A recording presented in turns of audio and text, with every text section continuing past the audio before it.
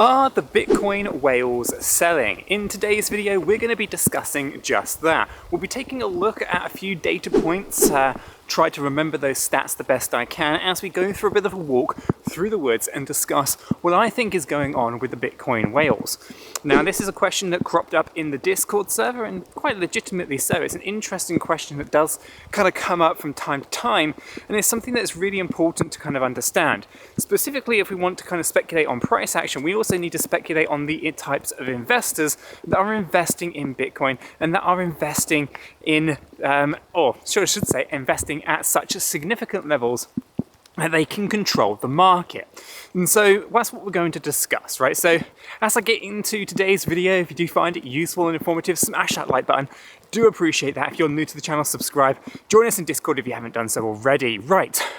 Let's get us a little bit of exercise. Let's get out in the rain. Very, very wet day today here in the United Kingdom. Very cold as well. I need to get myself some gloves. Must get onto that. But let's talk a little bit about Bitcoin whales, and are they selling? Have they been selling? Did they sell at the bottom? And all that good stuff, right? Lots of questions coming up, and lots of answers to this to a point as well. Okay, so let's clear up a couple of things straight off the bat. It is very wet out here today. Right, so let's talk about the first thing, right? When we take a look at Bitcoin whales, what are they?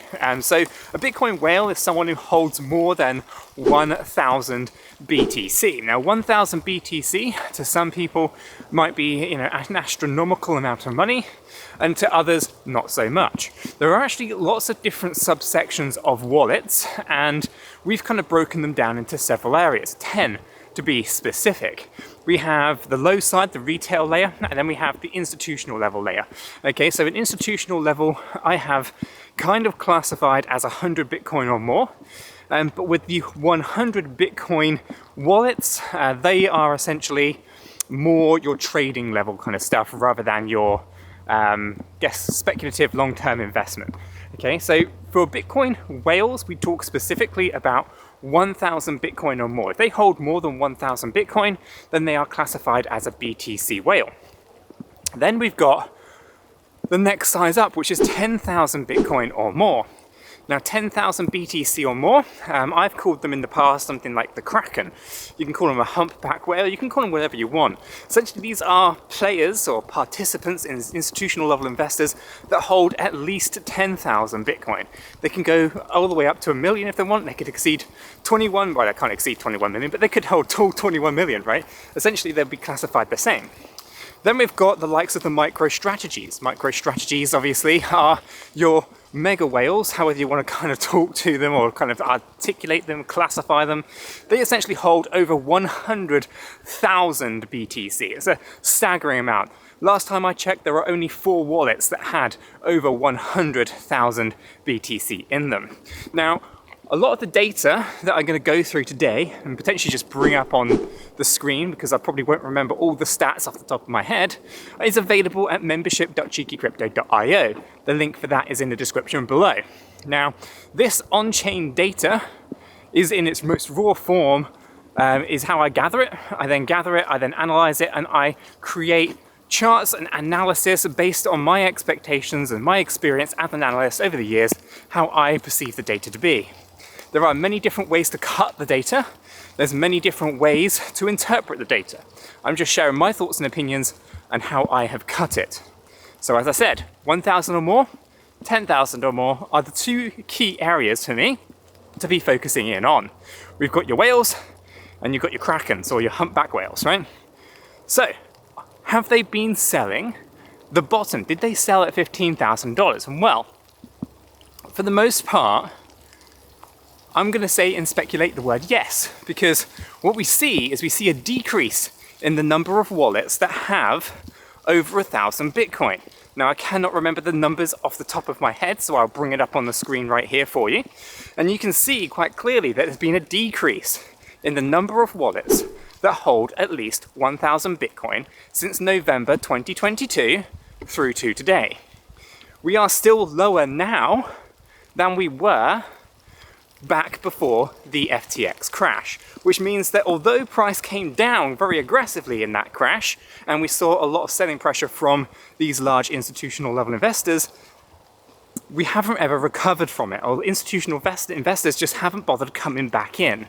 Okay, as in the number of wallets that have over 1,000 Bitcoin just hasn't rallied up, even though the price action has moved quite aggressively to the upside, most recently tapping in on $42,000 Bitcoin. Okay, so although price has moved up rapidly, we haven't seen the institutional level investors flow back in, buying up all that Bitcoin, right? We haven't seen it. And so we have to be really quite cautious here. Essentially, I've said this for quite a number of months, probably years at this point, we always follow the money, right? And so if the large money hasn't been coming in, how has the price been moving on up? And we do see, of course, with everything else, where there's a buyer or where there's a seller, there's also a buyer. We have seen an increase in retail investors flowing back into Bitcoin. We've seen a significant rise in the number of wallets holding at least one Bitcoin, or at least 10% of a Bitcoin, or 1% of a Bitcoin. They've all been on the rise. But where did they get the Bitcoin from? If the numbers of wallets are increasing, well, someone's got to be selling the Bitcoin to them. Everything balances out, supply and demand, right? And so we know that 1,000 or more Bitcoin per wallet, the number of wallets that hold over 1,000 Bitcoin has been decreasing quite aggressively over the last year. We can see on the stats just here that it is significantly lower than it was previously, 365 days ago. But what about the humpback whales? Well, price has been moving up. Someone must be driving that price to the upside, right? Wrong. Ever since November 2022, we've seen a bit of a sell-off and a lot of selling pressure when it comes to the 10,000 or more BTC wallets. We've seen a significant decrease in the number of wallets that hold at least 10,000. Now, I know what you guys are thinking. With all of the selling pressure, why on earth is price pushing up? And well, price only pushes up because of supply and demand imbalances.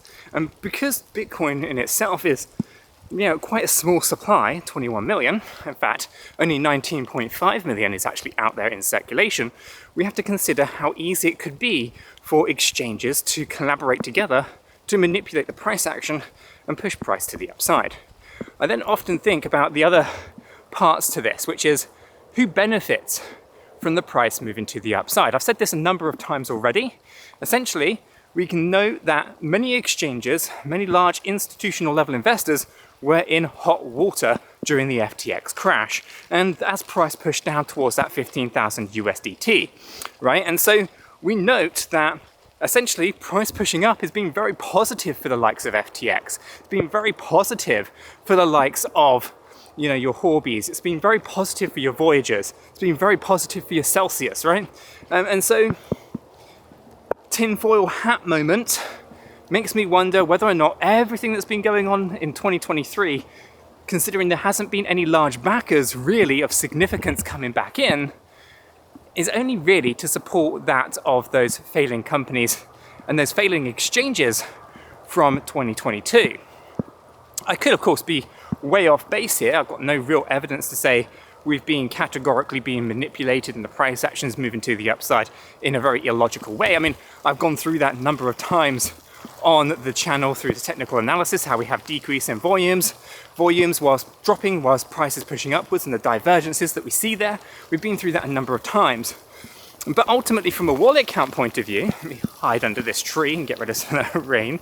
But from a kind of wallet point of view, we note that 1,000 BTC or more per wallet, the number of wallets that hold 1,000 Bitcoin or more, is just decreasing. Well, I say decreasing, it's actually quite flat since 2022. Late 2022, when it dropped down after the FTX crash, just been sideways. Not a lot of activity going in there. We've moved up and down, and I think we kind of account for about 30 wallets. About, if we kind of put that into context, 30,000 Bitcoin. However, when we take a look at your 10,000 Bitcoin or more, they're down a lot more. They're more aggressively come out of their positions by the appearance of it.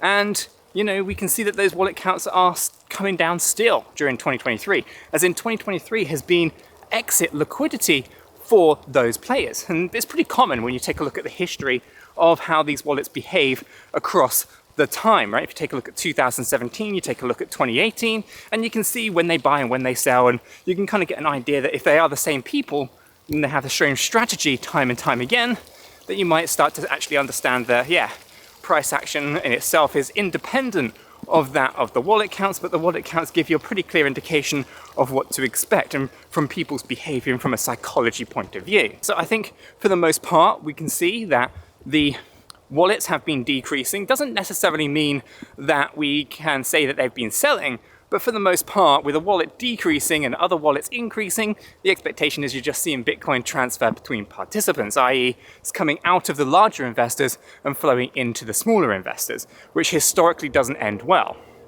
Now, I've said it before and I'll say it again, I do expect about 20 to 30% of retail investors to succumb to selling pressure in the coming days. If you haven't checked out my video that I covered the Fed pivot and what I expect to go on there, of which there is another question that actually cropped up in Discord about that, about why would we see the price go down when Fed cut their interest rates?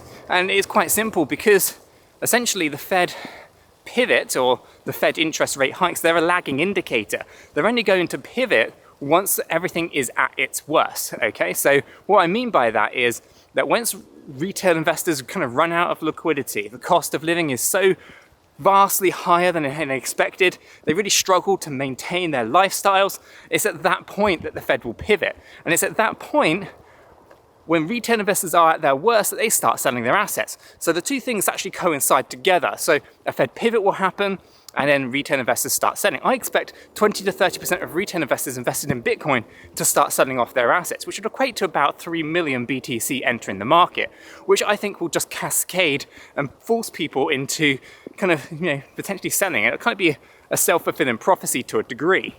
So I think when we take a look at the wallet counts with a decreasing number of humpback whales and with a flat line for your regular whales, and only really retail investors currently propping up the market, I think this market is incredibly fragile.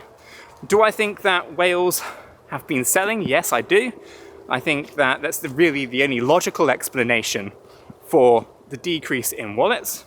As much as we want to think that maybe these whales have been kind of diversifying their portfolio, splitting it down maybe, or maybe even just, setting up hundreds of wallets to kind of hide their activities, which do happen, but not to that degree. These people are very arrogant, typically, so much wealth that they don't generally care what your poor retail investor thinks. They'll just do whatever the hell they want and think that they'll get away with it. All I'm saying here, guys, is that when I've cut the data, I can see their behavior for what it is, and I don't buy it. I think that they're expecting lower prices. I think they're waiting for a good, strong reason to come on in. That's not to say that we have to have a new bear market low point. I think that they probably did drop the ball there to a degree. At least some of these Bitcoin whales probably did drop the ball there. I do expect, though, retail investors to kind of suffer as price comes down, and for large institutional investors to start soaking up that excess supply as it starts to enter the marketplace. Call me crazy, call me all sorts of different names under the sun. I know you guys will in the comments below, I just know it.